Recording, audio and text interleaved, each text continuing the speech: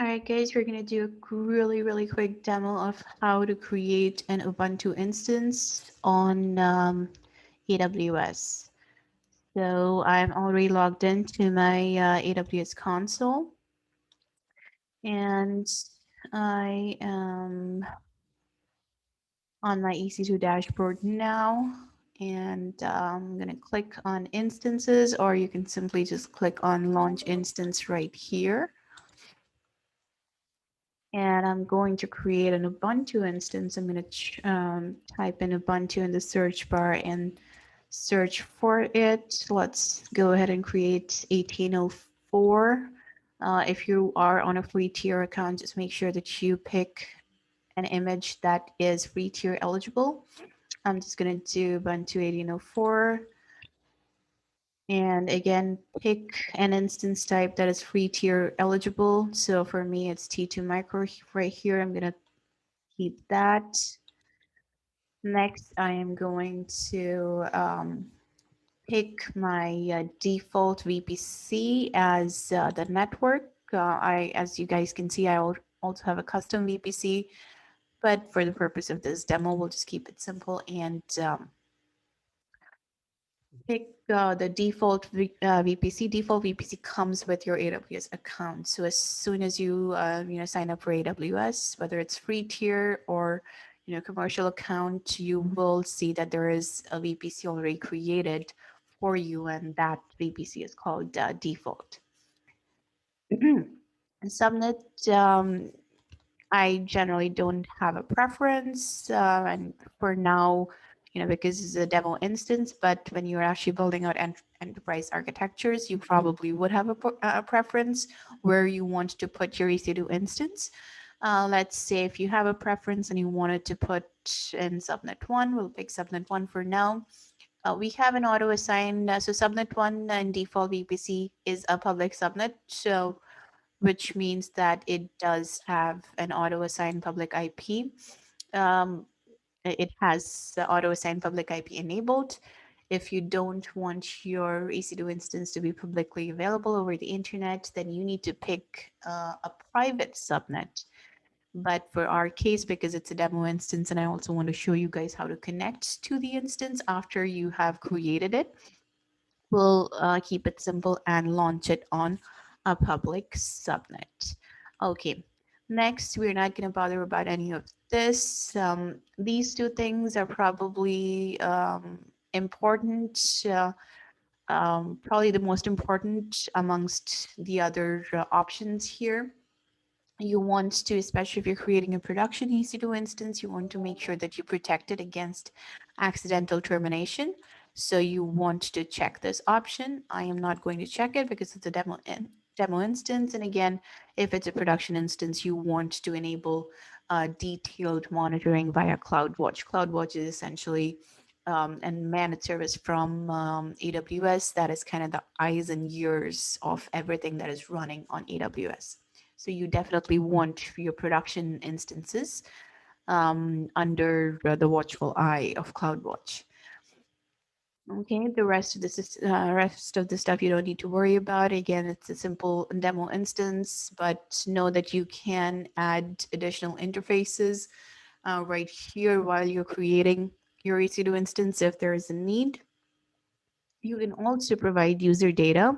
So if there is anything that you want to run automatically, for instance, if you want Yum update to run automatically when your instance is booted up, you can put that right here. Just make sure that it's nothing that uh, gives up a prompt, because then your instance will hang. So, and also keep in mind that it runs as the root user. So for us, we don't need anything to run. So we'll leave that empty. Next, we'll go to the storage. Storage, you'll see the root volume.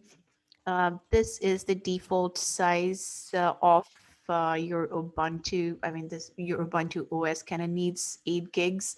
That's why you see 8 populated here. Depending upon your OS image, this size will change. And the volume type usually is GP2. GP3 is the next generation general purpose SSD. So you can choose either. I would, it's fine for a demo instance. It's GP2. And delete on termination. This is the boot volume when uh, you know, if you don't want your storage volume to be scrapped when you delete your EC2 instance, then you have to like uncheck it. Otherwise, if you have this checked, it will delete on termination of your EC2 instance. And encryption, of course, is whether you want it encrypted by default or not. If you want it encrypted, then you can select this key right here. Otherwise, you can just leave it as is. If you want to add a new volume, you can add it right here. So you have, you can add EBS, that's your elastic block storage volume. And these are all of your different options. These are essentially, as you go through the list, provisioned IOPS, it's just you have the ability to actually pick your IOPS, the kind of IOPS you want for that volume, irrespective of the size. Otherwise, if it's, let's say, if it's general purpose SSD, then your IOPS kind of is tied to the size of your volume. So as you can see, if I amp that up to 100, this kind of goes from 100 to 300.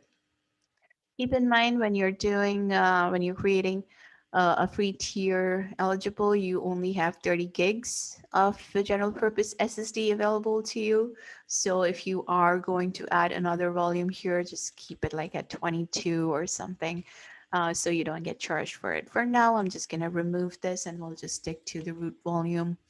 And we're going to go to tags. Tags is a great feature. It helps you organize your resources and can really be helpful when you're doing anything that is, resource, any management at the resource groups, or even for billing purposes. If you have, let's say, certain EC2 instances that are running for a particular department and you kind of IT wants to charge it back to them, tags can be very helpful in isolating and organizing those resources.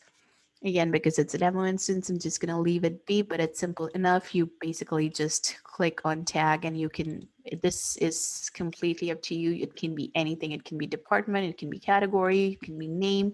You can, it's up to you what key and value you want to provide. Then we go into security groups. So when you are creating a demo instance for an EC2 demo instance, so one thing is key. You have to make sure that you are able to, and this is an Ubuntu, which is a Linux instance, which means we will be logging in to it using the port 22. You just have to make sure that you have this open, port 22 open, and you have to make sure that you kind of pick your own IP right here. So that's my public IP. So obviously you can leave it at custom and 000, but that's not very secure and you usually don't want to do that. So just click on my IP and it'll populate your public IP automatically. And this basically allows you from your local laptop or desktop to SSH into this EC2 instance, right?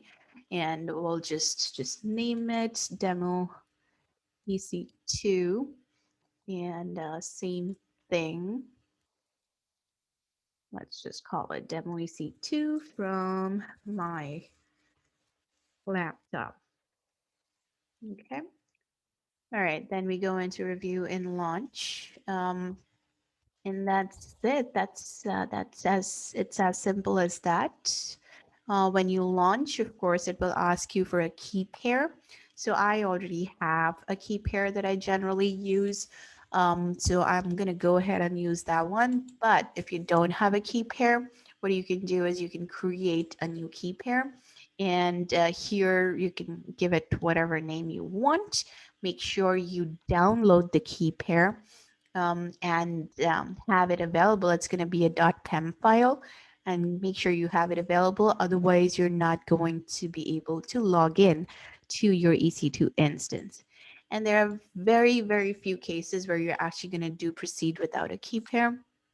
Okay, so I would generally just avoid this one because even if it's an instance that you don't really need to log into, you might need to log into to troubleshoot an issue, right? So I always prefer have having a key pair.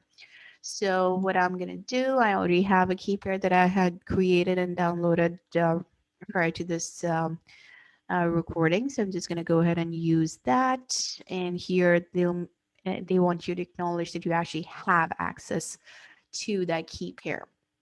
So I do, and I'm gonna just do launch instances, and that's it. And if I go right here, you'll see that it's in pending state, which means it's coming up. And once it's running, I am going to log into it. So what I do, because I'm running a Windows machine, I usually am kind of old school and I use PuTTY to connect to my Linux instances. The quirk about PuTTY is that you won't be able to use your PEM file. So what you'll have to do is you'll have to run PuTTyGen. So PuTTyGen, PuTTy key generator. It's a lightweight key conversion tool. You can very easily download it and install it on your laptop. What you'll do is you will run PuTTy keygen and you will import key. And this will be the key that you downloaded. So let's say it's your demo KP. Well, it's actually not demo KP1. I did demo KP. Yeah, that's the one. All right, so demo KP.ppk. So this is, sorry, yeah, .pem is the one that we are gonna import. And so this is essentially the PEM file that you downloaded when you create a new key pair, while creating your EC2 instance. Then you go to conversions, you import key, and once you successfully import your PEM key, it's going to populate right here, and you can save. Click on the save private key. Do not add a passphrase to this because then it'll not match your PEM file. So you're just going to click on yes, and you're going to go ahead and save it as your, whatever. You can give it whatever name you want, but it's going to be a PPK format. So that's the gist of it. That's essentially what you need to do if you're using a tool like PuTTy. You have to convert your PEM file to a .ppk format. Once you have done that, now you see the instance is up and running. What you're going to do is you're going to grab the public IP of this instance, and you're going to go to PuTTy, you'll open PuTTy or any other SSH tool that you are comfortable with. You paste the IP address right here. Then what you do is you kind of have to go to, so you under connection, expand SSH, then click on auth, then you get browse right here. And here you have to point it to the right PPK file. And then under connection, click on data. This is an Ubuntu instance, so the auto login user will be Ubuntu. This changes depending upon the OS you're using. Okay, now let's go back to our session. And as you can see, port 22 is what we are going to use. And there you go. We are in. So that's your Ubuntu EC2 instance running on AWS.